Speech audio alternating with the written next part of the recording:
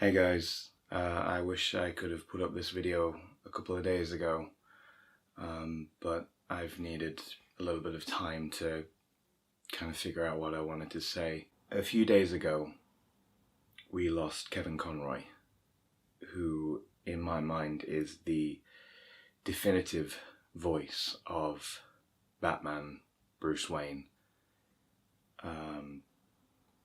Obviously a lot of us were shocked, and felt a great sense of loss, just because of what he meant to all of us. I know a lot of people, including myself, grew up with him. Watching Batman the Animated Series as a kid, he voiced Batman for as long as I was alive, and it's hard to think of us living in a world without him. I kind of wanted to make this video to discuss what he meant to me. Before I even knew his real name, I just knew him as Batman, you know. He was the first superhero I ever saw.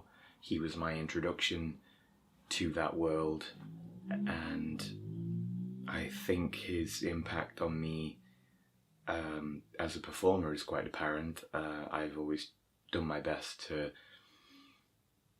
almost mimic his voice, definitely use it as an inspiration for my interpretation of the character. And any Batman project we've done on this channel has, you know, we've tried to take what Bruce Timm and Paul Dini and, you know, Kevin Conroy and Mark Hamill and that incredible team behind the DCAU, we've endeavoured to take what they did and put it into live action. A lot of people point to a certain celebrity and say, you know, they were my inspiration, whether that's, you know, a Sean Connery, a Meryl Streep, a Daniel Day-Lewis. But for me, Kevin Conroy was the reason I wanted to act. You know, anyone who knows me personally knows that I wanted to be an actor so I could play Batman. You know, thanks to you guys and thanks to this channel, I've been able to do that, and it's just meant so much to me. I want to share a few stories that kind of mean so much more now that Mr. Conroy is gone. In 2018, I was lucky enough to get to meet him, and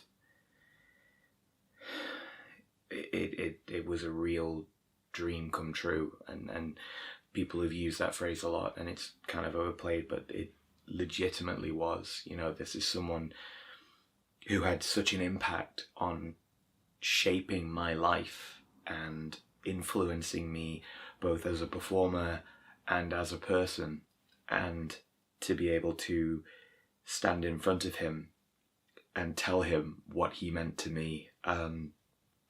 Yeah, I definitely started rambling and just went on and just talked about exactly what he meant to me, the inspiration that he provided, and I even made a joke, because the photo I asked him to sign was me dressed as Bruce Wayne, and I made a joke about how apparent his inspiration was on me, and I got a laugh out of him, and that's something I can hold on to for the rest of my life. I made Batman laugh, which is something the Joker has always strived to do. But what made that day even more special was it came around at the time I didn't have a very well-paying job. There was no way I was going to be able to afford to go and see him, and, you know, being an American-based performer and everything like that, he didn't come to the UK very often, and my closest friends in the world, who you've all seen on this channel. Adam Paul, Thomas Day, Tom Broadhurst, Joe Hamilton, they all came together and they paid for me to go to London and to meet my hero. And that meant so much to me. To have the opportunity to meet the man who had such an impact on my life in so many different ways, and the fact that my 4 closest friends on this planet came together and gave me the opportunity to meet him, and it's just, it was one of the best days of my life. And you know, looking back on it now, it stands out even more. The other thing I wanted to touch on was the day before I found out that he died. Me and Adam were watching a new film, a new DC Blu-ray, and the extras, I was just scanning through. The extras were my 2 favourite episodes of the animated series, The Demon's Quest. I didn't even intend to put those episodes on. I just hovered over the menu too long and it just started playing it automatically. I had those on VHS when I was younger. A lot of you guys have no idea what I'm talking about because you're way too young to remember what VHSs are. But I watched those episodes more than any other episodes of the whole series. Ra's al Ghul is my favourite villain from the show, and I genuinely believe it's the best story, the best, Batman is at his best in those 2 episodes, in my opinion. And the fact that those were the last 2 episodes of the animated series that I watched before he passed away, I genuinely think that, I think it means something. I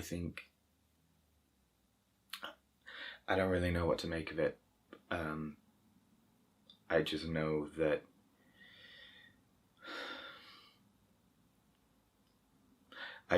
it's something I can look back on and smile. The fact that the last day that he was with us,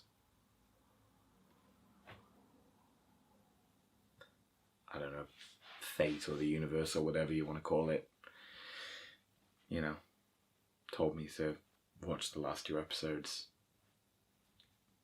that he had such an impact on me with.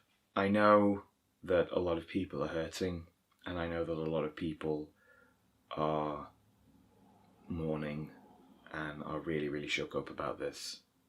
The important thing I really hope everyone remembers is to look after yourselves and look after the people around you who care about you and who you care about, because you never know. You know, this kind of came out of nowhere for all of us. It happened so quickly, and nothing in this world is guaranteed. Anyone who has suffered a loss like this or is currently going through potentially losing a loved one, Kevin Conroy himself, I think, put it really, really distinctly and clearly. The body's just a vessel. The spirit is much bigger than what we are on this planet, and even if we lose people, they're still with us. And even though